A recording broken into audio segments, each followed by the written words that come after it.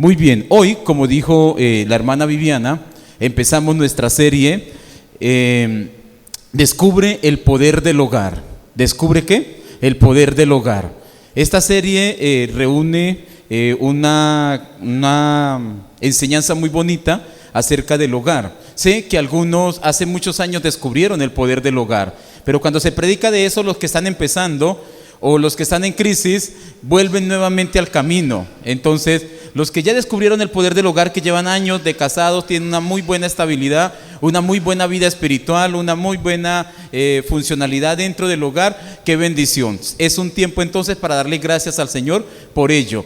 Este mes de Descubre el poder del hogar contiene entonces el Día de la Familia, que creo que es pronto, el Día de la Familia aquí, de hoy en 8 días. De hoy en 8 días, en la sede central también es de hoy en 8 días, el Día de la Familia, y contiene un seminario para parejas. Entonces el seminario para parejas se dará el del 21 al 24 de septiembre en la sede central, y al finalizar el seminario de pareja, las parejas que bien quieran pueden participar ese domingo en la noche de una cena de romance llanero. Así que anímense para que puedan participar de esa cena para parejas, todo con miras, con el objetivo a fortalecer los lazos familiares. Iglesia Vida, Asamblea de Dios, siempre ha tenido en alta estima el valor de la familia. Iglesia Vida, Asamblea de Dios, a través del pastor Alberto, siempre ha tenido en muy, pero muy alta estima este valor, porque este valor se deteriora mucho hoy en día. Se ha venido deteriorando el valor de la familia, y entonces como iglesia tenemos el propósito de rescatar este valor, de afirmar este valor, de desarrollar este principio familiar en la vida de grandes, en la vida de pequeños, en la vida de los antiguos de la iglesia y en la vida de los nuevos, de los que están empezando. Así que los que están empezando, bienvenidos a escuchar las enseñanzas bíblicas acerca de lo que es el hogar. Muy bien. Según un escritor, el poder del hogar afirma que el propósito de la familia es glorificar y honrar a Dios. Y este propósito está definido como, primero, es en el hogar donde las personas del común ven en realidad de cómo se refleja en realidad cómo es mi relación con Dios. Es en el hogar donde evidenciamos el fruto del Espíritu Santo. No es en el culto donde se evidencia el fruto del Espíritu Santo. ¿Dónde es donde se evidencia el fruto del Espíritu Santo? En el hogar, en la familia. Es allí donde sabemos que tanto amor tenemos de parte de Dios, que tanta paciencia tenemos, que tanta benignidad tenemos, que tanta mansedumbre tenemos, que tanta paz tenemos. No es precisamente en un culto donde podemos decir que los hermanos están llenos del fruto del Espíritu Santo. No, es donde, en el seno del hogar, en el seno de la familia. No es aquí en el culto donde podemos calificar a los hermanos de santos o no santos. No, claro, es parte de la santidad venir a un culto y guardar reverencia. Pero es allí en el hogar donde podemos determinar qué persona ama tanto a Dios y busca su santidad. No es aquí en el culto donde podemos determinar quién es el más puro o qué tanta pureza tiene una persona en su corazón o en su vida. No, es allí en los quehaceres diarios, en la vida diaria, enfrentando las circunstancias diarias, donde se puede determinar qué tanta pureza tiene una persona, qué tantos valores tiene una persona y qué tan íntegra es una persona. Es en el seno del hogar donde se puede determinar los principales valores y la palabra del Señor. El escritor dice, es en el hogar donde los padres enseñan los valores morales que graban los niños en el corazón, que graban los hijos en el corazón. ¿Es donde? En el hogar. Muchos pensamos que es en el colegio, muchos pensamos que es en el jardín, donde se tiene la responsabilidad de enseñar los valores morales a los hijos. este escritor y la palabra coinciden en que es en la casa, en que es en el hogar donde se le debe enseñar a los niños los principios morales, porque no hay otro lugar donde se enseñen los principios morales. Es más, la sociedad, la política, el gobierno trabaja para desvirtualizar el principio de la familia. Los sociólogos trabajan para desvirtualizar el principio de la familia, para desdibujar, para quitar, para dañar de en medio de la sociedad el principio de la familia. Un político aseguró y dijo, es que la familia es una carga para la nación, por lo cual debemos atacar el contexto de la familia como está diseñado. ¿Y por qué no seguimos el ejemplo de los europeos?, dijo este político. Y el ejemplo de los europeos es que no se están casando. ¿Por qué no se están casando? Porque le tienen miedo al compromiso. ¿Por qué le tienen miedo al compromiso? Porque quieren vivir en medio de una sociedad liberal, en medio de una sociedad que no tenga principios, y en medio de una sociedad donde puedan no tener ninguna responsabilidad. Como consecuencia de esto, los países europeos se están envejeciendo y van a entrar en una crisis demográfica porque la población que están naciendo es muy poca, y algunos países ya se están preocupando porque si siguen así van a tender a desaparecer como países, porque no tiene ninguna lógica que se llame país si no tiene una sociedad que está emergiendo, una sociedad que está naciendo para ser una sociedad del futuro. Pero como se vendió la idea que el matrimonio era algo nefasto, que el matrimonio era algo horroroso y que el matrimonio lo único que traía para el ser humano era una carga, entonces se están enfrentando a este tipo de consecuencias. Este escritor dice, es en el hogar donde las personas aprenden a vivir de manera consecuente con sus convicciones. Es en el hogar donde los hijos ven los ejemplos de masculinidad y feminidad. ¿Dónde es donde los hijos ven estos ejemplos? En el hogar. Es en el hogar donde hay una transmisión de identidad. Es en el hogar donde la niña aprende a ser niña y donde el niño aprende a ser niño. Porque cuando el padre y la madre le dejan esta responsabilidad a la sociedad o a la calle, los niños van a tener confusión de su identidad, y como consecuencia se va a levantar una sociedad que no saben no va a saber la persona si realmente es hombre o realmente es mujer, y no va a saber la mujer si realmente es mujer o puede ser hombre, porque ese es el mensaje que la sociedad manda hoy en día, ¿no? Usted nace y no sabe cómo nace, tiene que esperar que llegue a 17, 18 años para descubrir qué eres. Como raro. Quisiera preguntarle a esos políticos, ¿a los cuántos años descubrieron qué eran ellos? A ver cuál es la respuesta. Porque tienen un objetivo en común: desvirtualizar la familia, porque según ellos la familia es una carga para la sociedad.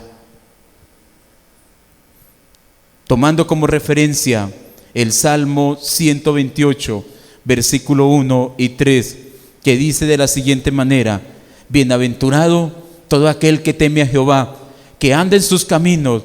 Cuando comiere el trabajo de sus manos, bienaventurado serás y te irá bien. Tu mujer será como vid que lleva fruto a los lados de tu casa, tus hijos como plantas de olivo alrededor de tu mesa. Partiendo de este principio del que habla este Salmo 128, del versículo 1 al versículo 3, entonces en este mes de septiembre tendremos una serie de cuatro sermones que lleva a instruir a los miembros de la iglesia Vida la importancia que tiene el hogar dentro del diseño de Dios. El hogar es un diseño ¿de quién? De Dios. Porque vio Dios a Adán que estaba solo, y dijo Dios: no es bueno que el hombre esté solo, le haré ayuda ¿qué? Idónea. Así que cuando nosotros queremos desvirtualizar la figura del hogar, estamos en completa y plena rebeldía contra el mismo Dios del universo, que fue el que diseñó, el que inventó, el que originó, el que creó el hogar. Así que cuando la sociedad está en rebeldía y quiere cambiar el diseño de Dios, entonces va a tener nefastas consecuencias, porque Dios lo organizó, Dios lo dio, Dios lo mostró al mundo y Dios dijo: así va a funcionar el mundo, bajo la cobertura, bajo el diseño de la familia, del hogar. Y alguien que se burle y que ataque el principio de la familia y el principio del hogar, se estará burlando de Dios y estará atacando al mismo Dios. Y dura cosa es dar coces o patadas contra esta verdad, este principio que no se puede negar. La pregunta que deberíamos hacernos en estos días es: ¿estoy cuidando a mi familia para honrar a Dios? ¿Cómo? ¿Cuál es la pregunta? ¿Estoy cuidando mi familia para qué? Para honrar a Dios. Según la Biblia, cuidamos bien la familia cuando, en primer lugar, la acercamos a Dios. Según la Biblia, cuidamos bien la familia cuando la acercamos ¿a quién? A Dios. Voy a leer en Deuteronomios capítulo 6. Le invito a que vaya a Deuteronomios capítulo 6 para que estemos viendo un poco acerca de cuál es el pensamiento de Dios para la familia y para el hogar. Deuteronomios capítulo 6, versículos 6 al 9. Acercamos la familia a Dios.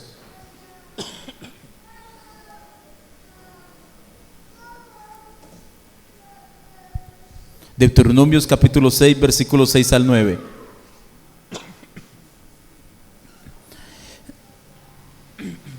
Y estas palabras que yo te mando hoy estarán sobre tu corazón. ¿Quiere leerlo conmigo, por favor?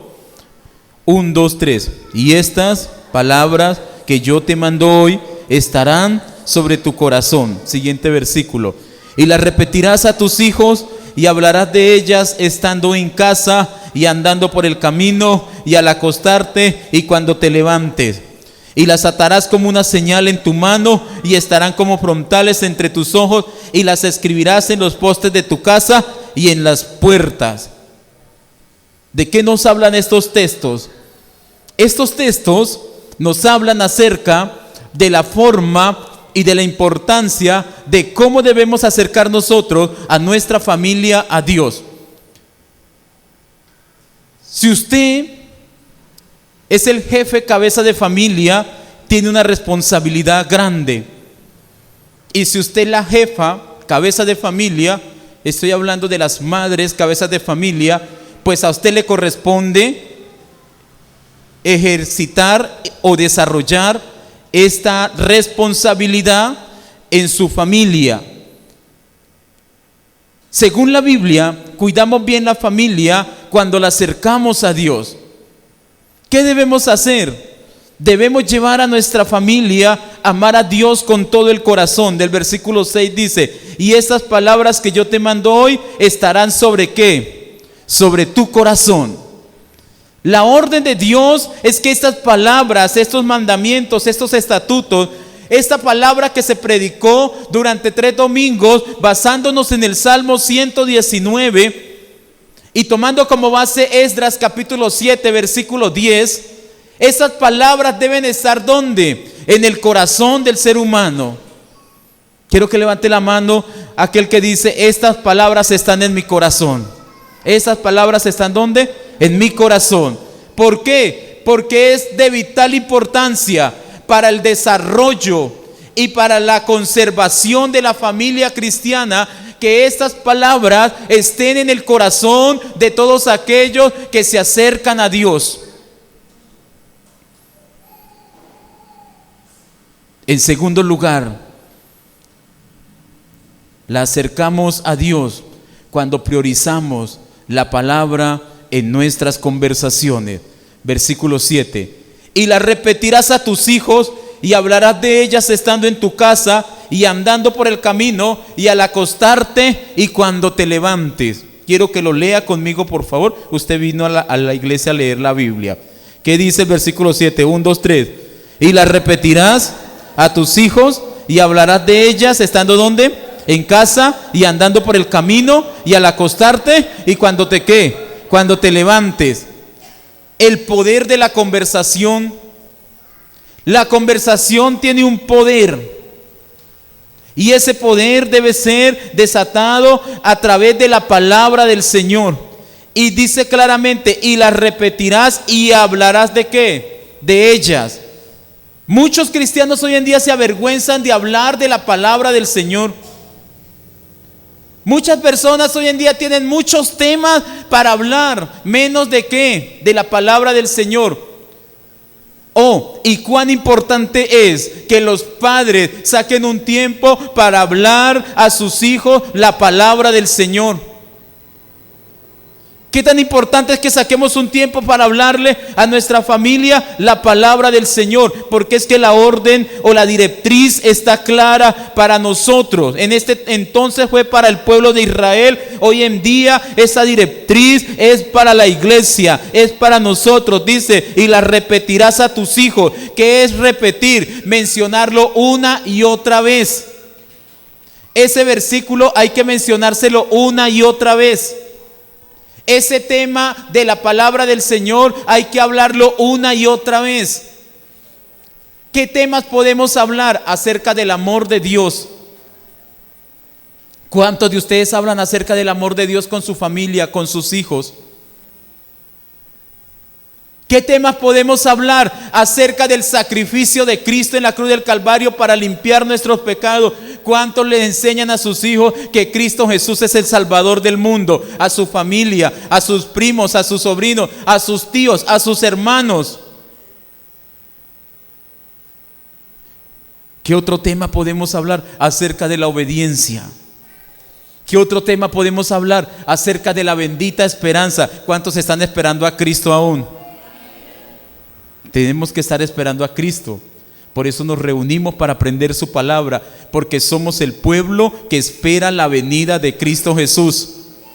Somos el pueblo que espera la venida ¿de qué? De Cristo Jesús. Las repetirás. Y el muchacho puede decir, ya estoy aburrido de que me esté repitiendo ese versículo. Mamá, papá, tío, tía, primo, prima, ya estoy aburrido de que me esté diciendo, repitiendo este versículo. Pero es que la palabra del Señor dice, repetirás y hablarás de esta palabra. Cada vez menos se habla la palabra del Señor. En los medios no se menciona. En los medios televisivos no se menciona la palabra del Señor. ¿En los colegios se menciona o no se menciona? No. En los colegios públicos ya está prohibido hablar de la palabra del Señor. ¿Sabía eso? Los profesores ya tienen una orden, no hablen de la palabra del Señor. Esa área de religión que muchos vimos en el colegio y que pasaba muy fácil esa materia, eso ya no se está viendo en los colegios, ya no se ve. Esa área de ética y valores que nos enseñaron a muchos en el colegio, ya no se ve en los colegios ni en los centros educativos. Por lo cual es de vital importancia que las familias en la iglesia estén constantemente hablando la palabra del Señor. ¿Cuántos lo creen? ¿Cómo acercamos a Dios? ¿Cómo acercamos a nuestra familia a Dios? Comprometiéndonos con el devocional diario. Versículo 7. El versículo 7 está marcando un devocional diario. ¿Estando dónde? En tu casa y andando por el camino, al acostarte y cuando te levantes. Una persona que oraba 3 veces al día. ¿Quién era? Daniel. ¿Por qué Daniel? ¿Y por qué la palabra del Señor menciona que debemos hacer esto cuando andemos, cuando nos levantemos, cuando estemos en la casa y cuando salgamos de la casa? porque la palabra del Señor será lo único que nos ayude a evitar tentaciones. Y si la palabra del Señor nos ayuda a evitar caer en la tentación más bien, entonces vamos a tener un hogar maravilloso. Porque cuando el esposo y la esposa están saturados de la palabra del Señor, cuando venga la tentación, van a permanecer en pie, porque su vida la están basando en la palabra del Señor y nada los va a desestabilizar. La palabra del Señor estabiliza la vida del hogar. Voy a volverlo a decir. La palabra del Señor estabiliza la vida del hogar y la vida de la familia. ¿Cuántos lo creen? Por ello es importante aprender la palabra del Señor. De esto hablamos 3 domingos atrás. Por ello es importante orar por todo. ¿Orar por qué? Por todo. ¿Quiénes oran por todo? Parecen fanáticos los que oran por todo. Y algunos de la misma iglesia, pero esa oradera, ¿por qué tenemos que orar a toda hora? Porque es que hay que orar por todo. El que ora por todo muestra que depende de Dios. El que ora por todo muestra que depende de Dios. ¿Cuántos dependen de Dios? Amén. Así que hija, hijo, si su mamá es una buena cristiana y en todo momento le está diciendo oremos, no se preocupe, dele gracias a Dios que tiene una mamá que le lleva a la ¿qué? A la oración. Algunos hijos regañan a la mamá: ay mamá, pero esa oradera suya me tiene aburrido. Mamá, pero esa oradera suya no tiene más solución a los problemas sino orar. Pues sí, no hay más solución a los problemas sino orar. Y algunos se incomodan con la mamá, que porque la mamá le dice: ay mija, yo quiero que oremos por esa situación que le está pasando. Mamá, no le conté para que oráramos, le conté para que me dé otra solución. Pero es que dependemos de Dios, así que vamos a orar para que el Señor responda a nuestras necesidades. Y tiene una mamá que ora ¿por qué? Por todo, por todo. Ora por Silas. Qué bendición. ¿Cuántos gozan el privilegio de tener una persona en la casa que ora por todo? Le animo a esa persona que ora por todo a seguir orando por todo, porque ese es el diseño de Dios. Porque Dios quiere que dependamos de la oración. Porque las familias tienen que aprender a depender ¿de qué? De la oración. Y eso no es fanatismo, señoras y señores. Y eso no es religiosidad, señoras y señores. Y eso no es extremismo, señoras y señores. Ese es el corazón de una persona que ha aprendido a conocer a Dios, que ama a Dios y que depende de Dios. Aquel que cuando le están contando algo, de una vez dice: oremos por eso. Aquel que sabe que su hijo o su hija está en crisis, dice: oremos por eso. Aquel que sabe que su hijo o su hija está enferma, oremos por eso. Aquel que sabe que se va a hacer un negocio y dice: oremos por eso. Aquel que sabe que su hijo o su hija va a elegir la carrera universitaria y que dice: oremos por eso. Aquel que sabe que su hijo o su hija se va a casar y que dice: oremos por eso. Aquel que sabe que su hijo o su hija va a emprender un negocio, un viaje y que dice: oremos por eso. Porque la vida empieza en la oración y debe finalizar un día en oración. Así finalizó la vida de Noemí Jerónimo. Aquel día estábamos allí en la clínica con Noemí y su familia y empezamos a orar y a cantar cuán grande es Él. Y leímos el Salmo 23, cerramos la Biblia y oramos. Y en medio de la oración, Noemí murió. Y entonces Ismenia dice: mi mamá quería morir en medio de la oración y en medio de la lectura del Salmo 23. Y así murió la hermana. Y ustedes los que la conocieron en este lugar saben que fue una mujer de oración. De oración. Yo viví aquí donde vive Blair y Viviana como 1 año. Y Noemí venía a este templo con Aurora y otras, Ilse, venían a orar porque comprendieron. ¿Y por qué oraban, Noemí? Por su familia. ¿Tú eres la hija de Bunis? Tú eres la hija de Bunis, ¿cierto? Pues Noni nos encontrábamos en el templo, en la sede central, a orar por Jeffrey, por ti y por tu hermano menor. Y nos encontramos muchas veces a orar por ese matrimonio que se dio en las mañanas. A orar. Porque la oración tiene poder, amén. Y hoy en día los hijos de Noemí se están congregando, no se congregaban y ahora se están congregando en una iglesia. La oración tiene poder.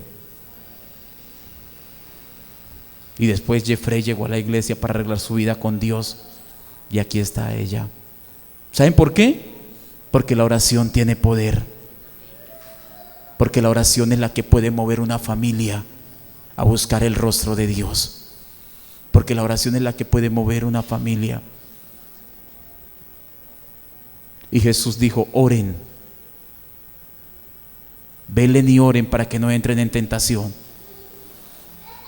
Y el apóstol Pablo dijo: oren sin qué, sin cesar.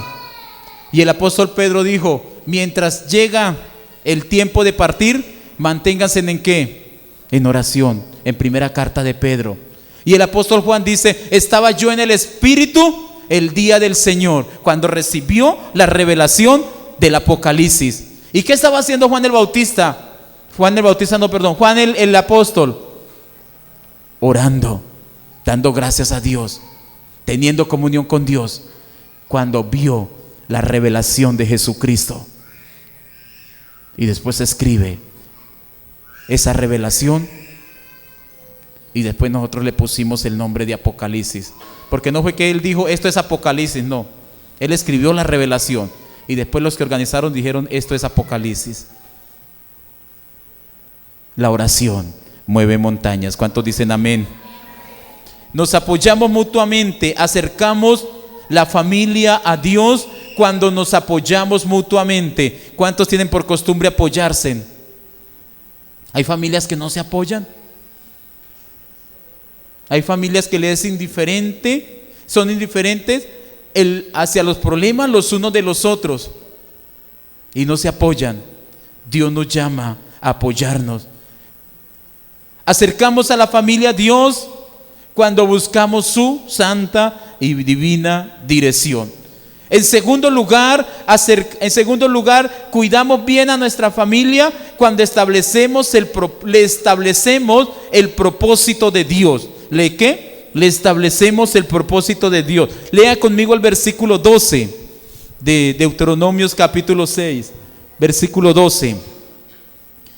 Léalo por favor. Cuídate de no olvidarte de quién, de Jehová, que te sacó de la tierra de Egipto, de casa de qué, de servidumbre. Versículo 13. A Jehová tu Dios temerás y a él solo que servirás, y por su nombre que jurarás. La primera palabra, la primera frase del versículo 12, me gusta mucho esta expresión que dice: cuídate de no olvidarte de Jehová. ¿Lo puede ver ahí? Léalo por favor. Cuídate de no olvidarte de qué, de Jehová. ¿Qué incluye el cuidarme de no olvidarme de Dios? ¿Qué incluye? ¿De qué manera me puedo cuidar? El consejo o la orden de Dios mismo es: cuídate de no olvidarte de tu Dios.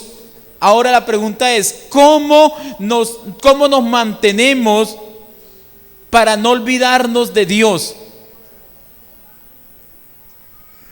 Siendo parte de una iglesia. ¿Siendo qué? Parte de una iglesia. ¿Por qué siendo parte de una iglesia? Porque la iglesia es el cuerpo de Cristo. ¿La iglesia es qué? El cuerpo de Cristo. Para los que nos visitan o para los que están empezando la vida cristiana, ser parte de una iglesia es la voluntad de Dios y es el propósito de Dios en este tiempo. Para este tiempo, cuando se escribe Deuteronomios, la voluntad y el propósito de Dios era que existiera Israel, los judíos, los hebreos. Y Dios hablaba al mundo a través de esta nación. Pero Dios hoy habla al mundo a través de la iglesia, a través de la predicación de la iglesia. Entonces, en primer lugar, ¿cómo hacemos para no olvidarnos de Dios? Asistiendo, siendo parte, vinculándome a una iglesia. Porque la iglesia es el cuerpo de Cristo. Y porque Dios murió o porque Cristo murió por su iglesia. Y porque aquel día de Pentecostés, cuando descendió el Espíritu Santo y llenó a los 120, aquel día nació la iglesia como el diseño de Dios para este tiempo. Aquel día la iglesia se mostró al mundo. Pedro predicó el mensaje de Cristo Jesús. Se convirtieron como 3,000 y fueron formados otros diáconos que salieron a predicar la palabra del Señor. Y en poco tiempo habían congregaciones por todo el mundo, porque este era el diseño de Dios. Y la iglesia ha sido perseguida por milenios. La iglesia ha sido ultrajada por milenios. Los gobiernos han perseguido la iglesia por milenios, pero la iglesia permanece en pie porque es el diseño de Dios para predicación de la palabra y para anunciar el evangelio. Hace 50 años, 59 años aproximadamente, empezó la persecución de la iglesia en China. Las iglesias cerraron los templos porque el gobierno prohibió que se abrieran los templos y que hubiesen cultos como el que tenemos hoy en día aquí. Y los hermanos empezaron a reunirse en la clandestinidad, a escondidas. No se podía leer la palabra públicamente. Entró un gobierno de un corte que es ateo y prohibió la predicación de la palabra. Dice la historia que para aquel entonces había 1,000,000 de cristianos en China. ¿1,000,000 de qué? De cristianos. Y esos cristianos no pudieron volver a reunirse en grupos ni siquiera de 3, de 4. Era prohibido públicamente, pero empezaron a hacerlo en secreto. ¿Empezaron a hacerlo en qué? En secreto. Hace 2 años, después de más de 50 años, hicieron un sondeo de cuántos cristianos habían en China.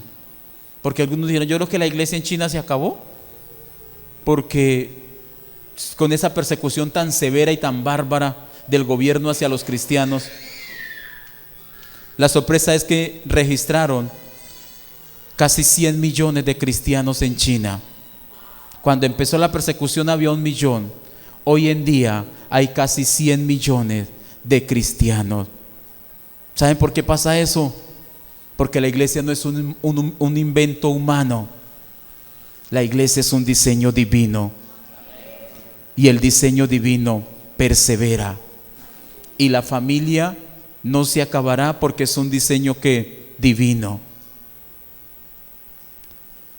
Y el diseño de Dios persevera. El versículo 12: cuídate de no olvidarte de Jehová, que te sacó de la tierra de servidumbre. Al Señor que temerás. ¿Al Señor qué? Temerás. ¿Cuántos temen a Dios? Es el consejo para la familia. Al Señor temerás y a Él solo ¿qué? Servirás. Entonces establecemos cuál es el propósito de Dios. Número 1, que tengamos temor reverente de Dios. ¿Que tengamos qué? ¿Temor qué? Reverente de Dios. Y número 2, que le sirvamos al Señor. ¿Que le qué? Que le sirvamos. Así que todo esto que organiza la iglesia para que usted le sirva al Señor no es porque usted no tenga nada que hacer. Es porque Dios quiere que nosotros le sirvamos ¿a quién? A Él. Es porque Dios quiere que le sirvamos. Nosotros nacimos con el diseño para servir, para adorar, para servir, para tener compañerismo. No quiero hacer énfasis en los demás diseños. Así como tenemos los sistemas del cuerpo, los sistemas que componen el cuerpo, el digestivo, el respiratorio. ¿Cómo se llama eso? Son 9 sistemas. Asimismo, nosotros tenemos sistemas espirituales. Adorar al Señor es uno y servir es otro. ¿Por qué cree usted que la gente quiere dar su vida sirviendo gratis en bomberos, en la Cruz Roja, en defensa civil, sembrando un árbol, cuidando los perros, cuidando los animales? Y eso no es pecado. Yo no le estoy diciendo que sea pecado que alguien quiera tener una fundación para cuidar los perritos que están por ahí abandonados. Alguien lo puede hacer. Pues yo no lo haría, pero alguien puede hacerlo. Y la gente da su vida por sembrar árboles. Y se necesita sembrar árboles. ¿Cuántos están de acuerdo? Sí, se necesita sembrar árboles. ¿Y por qué la gente lo hace? Porque tiene un diseño. ¿Invertir su vida en qué? En algo. Porque todos quieren invertir su vida en algo. Dios nos llama a invertir su vida en el servicio de su obra. Amén. Y por eso es que nosotros servimos al Señor. Y por eso es que queremos cada día servirle con pasión y con respeto y con esmero. Y porque es una orden de Dios para la familia. No hay nada más hermoso que las familias le sirvan al Señor, porque están haciendo una inversión espiritual para sus vidas y para las de los demás también. Establecemos el propósito de Dios cuando desarrollamos proyectos pensando en la obra de Dios. ¿Desarrollamos proyectos qué? ¿Pensando en qué? En la obra de Dios. En la obra de Dios.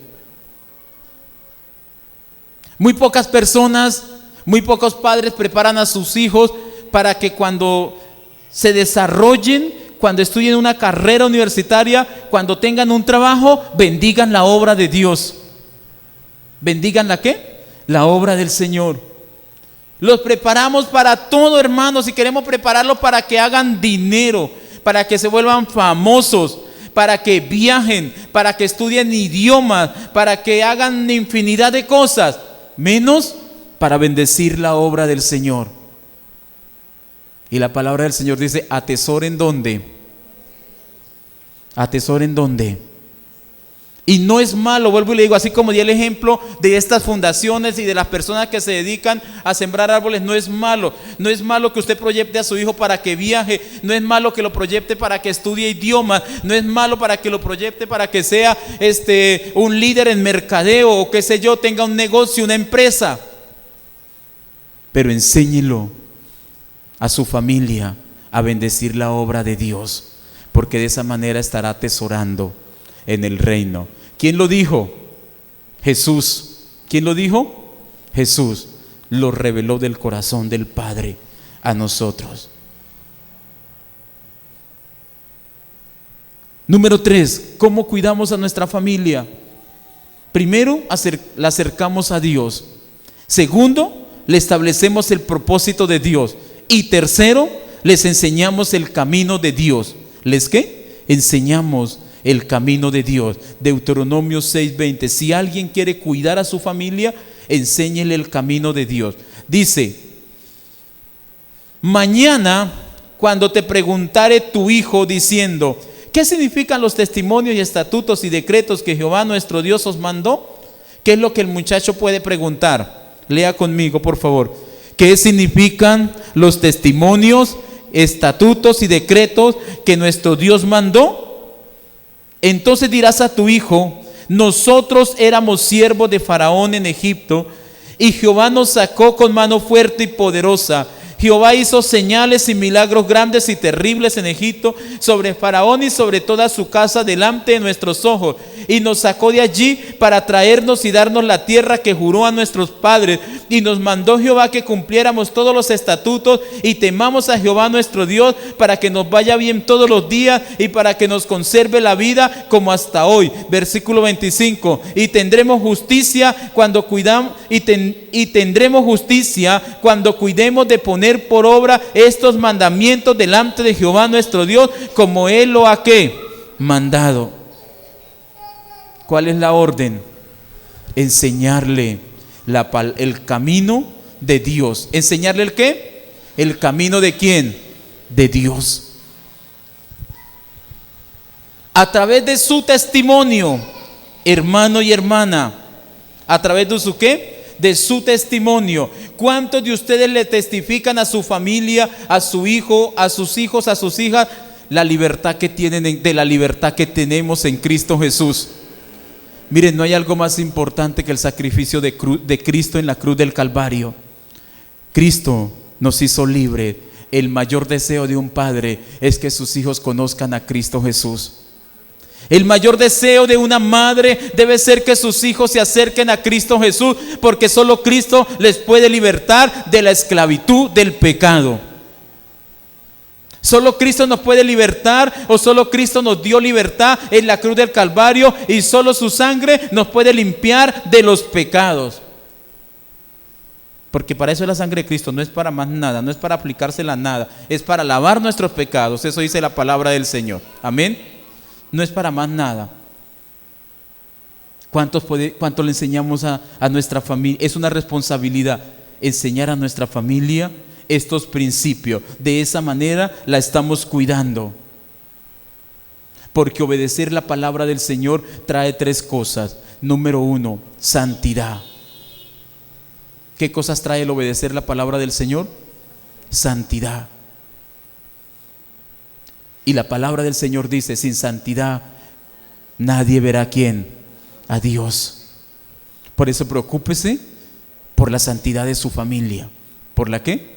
Por la santidad. Porque Dios es ¿qué? Santo. Lo segundo que trae la palabra del Señor: pureza. ¿Qué trae? Pureza. Solo la palabra del Señor nos puede dar pureza. Y lo tercero que da la palabra del Señor: identidad. ¿Qué da la palabra del Señor? Identidad. Mas vosotros sois ¿qué?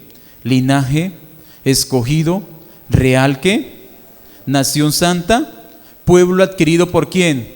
Por Dios. Bueno, cuando habla de nación y cuando habla de pueblo, está hablando de identidad. Lo que nos da identidad a nosotros es su santa y bendita palabra. Así que cuando le pregunten ¿quién eres?, debe responder con toda seguridad lo que la palabra del Señor dice que nosotros somos. El mundo se burla de la santidad. El mundo se burla de la manera como nosotros proclamamos que somos santos en Cristo Jesús, que somos puros en Cristo Jesús y que somos nuevas criaturas en Cristo Jesús. Pero lo hacemos porque la palabra del Señor lo dice, y no nos interesa que el mundo se burle. Si la palabra del Señor lo dice, lo creemos. ¿Cuántos dicen amén? Porque la palabra del Señor nos santifica. Eso lo vimos estos días en las predicaciones. ¿Se acuerdan de eso? Porque la palabra del Señor nos ¿qué? Nos santifica. Porque la palabra del Señor nos purifica, y porque la palabra del Señor es medicina a nuestro espíritu. ¿Es qué? Medicina a nuestro espíritu. Le hace bien a nuestro espíritu la palabra del Señor. Entonces, ¿cuántos quieren cuidar a su familia? ¿Cuántos les gustaría cuidar más a su familia? Número 1, acerquémosla a Dios. Número 2, establezcámosle a ellos el propósito de Dios. Y número 3, enseñémosles el camino de Dios. El camino de Dios es lo más maravilloso por donde una persona pueda transitar. El camino de Dios es ¿quién? El camino de Dios es Jesucristo, porque Él dijo: yo soy el ¿qué? El camino, la verdad y ¿qué? Y la vida. De hecho, a los primeros cristianos no se les llamaba cristianos.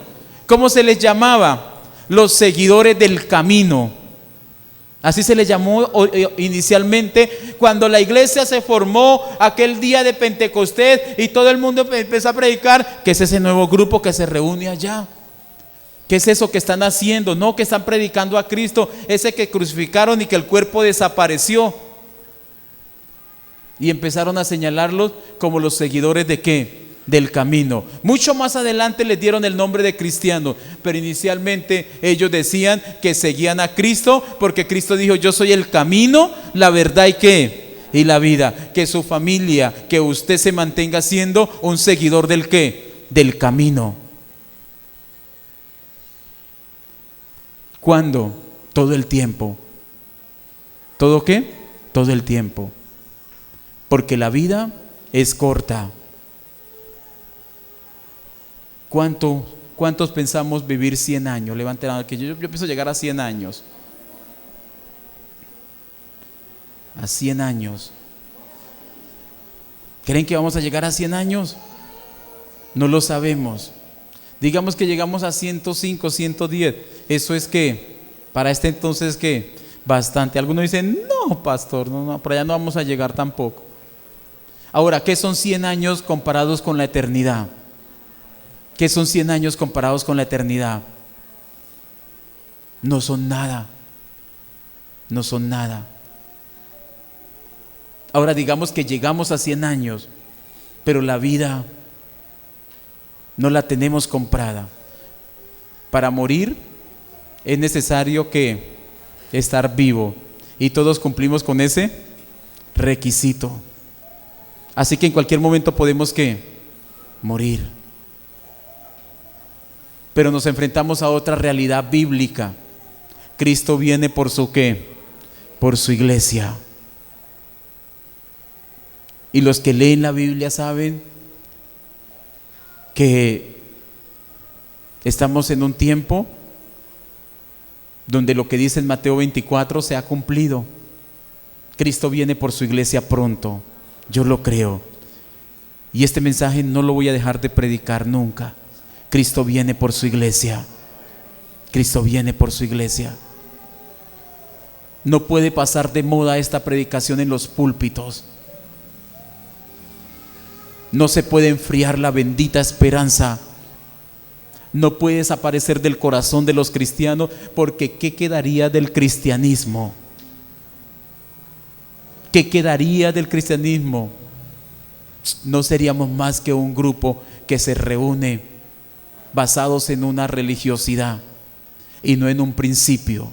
Y usted y yo nos reunimos basados en un principio. Cristo viene por su iglesia. Basados en una esperanza. Cristo viene por su iglesia. Basados en una fe. Cristo viene por su iglesia. Y la familia debe prepararse para encontrarse un día con Cristo Jesús. Amén. Las familias deben prepararse para encontrarse en un día con Cristo Jesús. ¿Cuántos esperan a Cristo Jesús? Amén. Tenemos que tener este tesoro guardado en nuestro corazón, y tenemos que seguir en el camino, y tenemos que vivir piadosamente mientras Cristo viene por su iglesia. Y si yo parto para estar con Cristo, pues también la palabra del Señor dice: los muertos en Cristo estarán descansando y un día resucitarán para ir con Cristo, para estar con Él por la eternidad. Así que con Dios ganamos. ¿Con Dios qué? Ganamos. Mantengámonos en el camino, coloquémonos de pie. 3 maneras como debemos cuidar a nuestra familia. La primera, acercándola a Dios. La segunda, estableciendo el propósito de Dios. La tercera, enseñándoles el camino de Dios. Mire, padres, los que ya tienen hijos adultos, no desmayen en esa tarea. Hay que seguir insistiéndoles. No se canse. Ore al Señor, estudie la palabra y hábleles a su familia. Reúnalos periódicamente, constantemente. Y si algunos no escuchan, usted salvará su responsabilidad delante de Dios.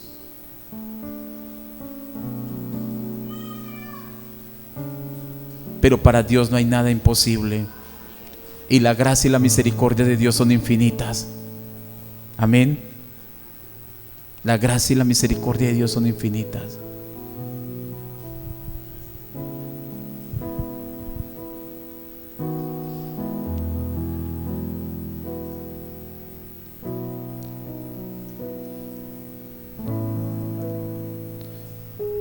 Oremos al Señor.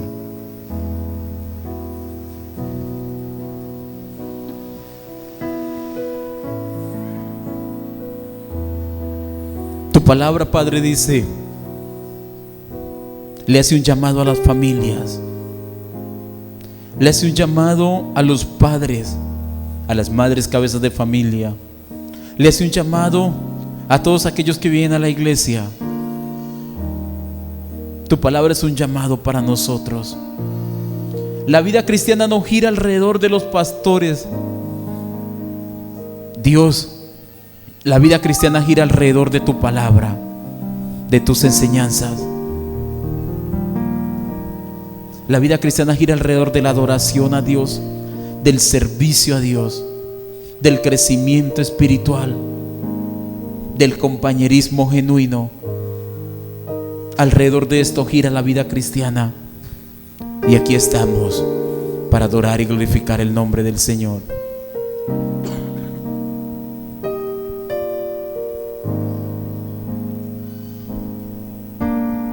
Dios es bueno.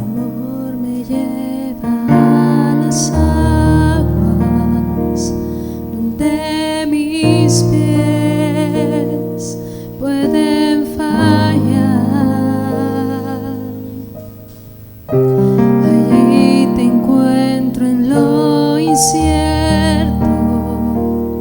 Caminaré sobre el mar.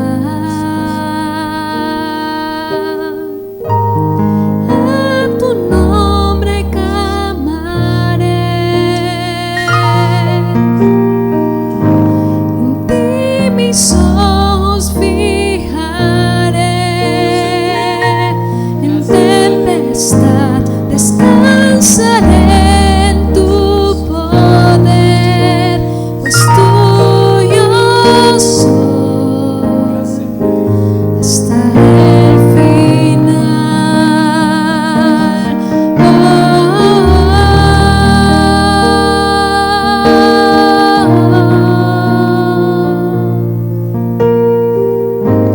Tu gracia abunda en la tormenta, tu mano, Dios, me guiará.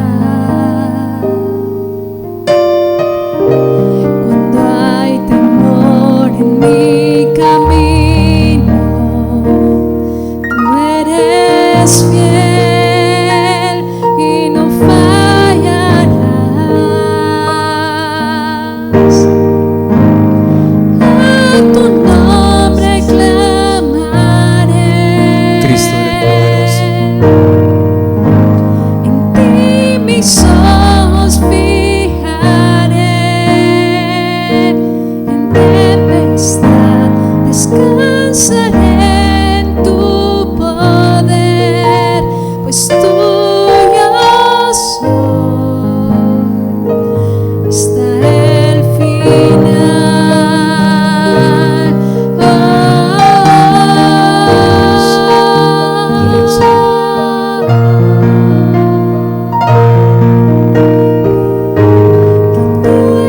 Aleluya. Recuerdo que mi mamá me compró la primera Biblia. No había Biblia para niños. Era una Biblia negra grandísima, casi ni la podía cargar. Pero ella me dio el dinero y yo fui y escogí esa Biblia. Tenía 12 años. Me parecía muy chistosa porque era la más grande que había en el lugar y me alcanzaba el dinero. Y yo cargaba mi Biblia para arriba y para abajo, para los ayunos, para el culto. Y ahí aprendí mis primeros versículos en esa Biblia.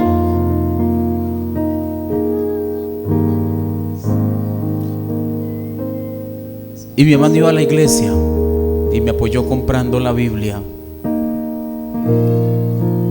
Esa Biblia me dio vida espiritual. Se me perdió, no supe. Y el día del bautismo le dije: mamá, me voy a bautizar. Iba a cumplir, tenía 12 años pasados. Y me acuerdo que mi mamá me compró un traje para que estrenara el día del bautizo. Y dijo: ese día es muy importante. hay que comprarte algo de ropa. No estoy estableciendo acá una doctrina, ¿no? Que cuando se bautice tenga que estrenar, no. Estoy diciendo que las cosas espirituales son muy importantes y nosotros las descuidamos a veces demasiado. Y menciono lo de la Biblia porque sé que muchos de ustedes no le compran Biblia a sus hijos. Les compran un celular, les compran un computador, pero no les compran una Biblia a sus hijos. Y menciono lo del bautismo porque sé que a ustedes o a muchos cristianos, a muchos padres no les interesa ya el bautismo de sus hijos, se lo dejan a la suerte, si ellos quisieran o no quisieran. Hay que adiestrarlos para el bautismo. Hay que estar pendiente de eso, hay que estarle preguntando, hay que estarle enseñando. Porque yo lo hice a los 12 años y tengo mis fotos feitas, pero las tengo todavía y me llenan de alegría cuando las veo y digo, un día hice un compromiso con Dios cuando era un niño, y si Dios se mantiene en este compromiso, yo me quiero mantener también en ese compromiso.